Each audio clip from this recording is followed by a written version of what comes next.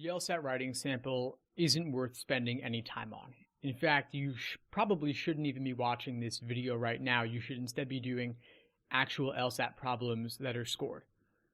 But if you're going to stick around anyway and watch this video, I might as well give you something. So here's some thoughts on the LSAT writing sample. It's not scored. Law schools don't even care about it. Most don't even look at it. It's really just there to make sure that you are fluent in English and that you take it seriously. So they want to make sure someone else did not write your personal statement, and so they want to measure your English proficiency in an unscripted manner where it can't be controlled or edited by somebody else. And they also maybe want to test your handwriting to make sure that it's really you who's taking the LSAT and not someone else in case there's ever cheating allegations. But regardless, LSAT writing sample, what do you do? How do you answer the question? So I'll give you an example with the most boring topic I could possibly think of, which is taxes. So let's say you're in a situation where you are a government official and your job is to decide whether to raise or lower taxes, hypothetically. So we've got a situation where there are two potential courses of action.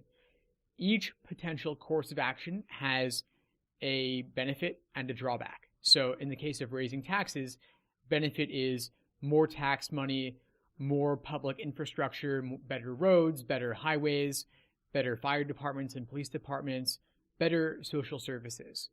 Downside is you're taking more money from people's paychecks, whether it's income tax or sales tax, you're taxing the population more and taking money away from them. So benefit, better services, drawback, less money for the average citizen.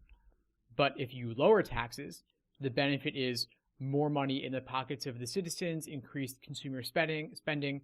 The drawback is not as much money for infrastructure and social services. So in this hypothetical scenario, things are pretty evenly weighted. There's a benefit and drawback to each potential course of action, and how you decide is based on which principles you value more heavily. Do you value more heavily better social services, or do you value more freedom for the individual to spend money how they personally want to spend it? You can't really go wrong arguing in favor of either option. Again, it's a question of how you weigh and measure the relative importance of these different principles, these different considerations.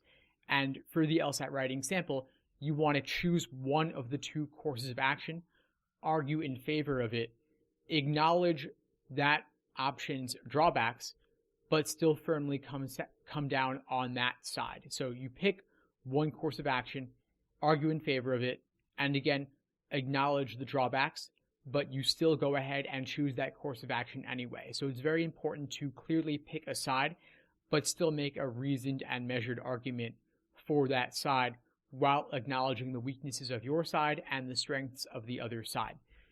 Some law schools won't even look at this, but for those who do, you want to put your best writing possible forward. Of course, they know your brain will be fried after doing 5 sections of LSAT content, so they're not expecting Shakespeare or your best writing ever, but they do want to see something decent where you do put in the effort. So that's it. Again, you probably should not have even watched this video. Instead, watch some of my other videos about actual LSAT content and preparing for the parts of the LSAT that are scored. If you have any other questions, feel free to reach out. Happy to help however I can. All the best.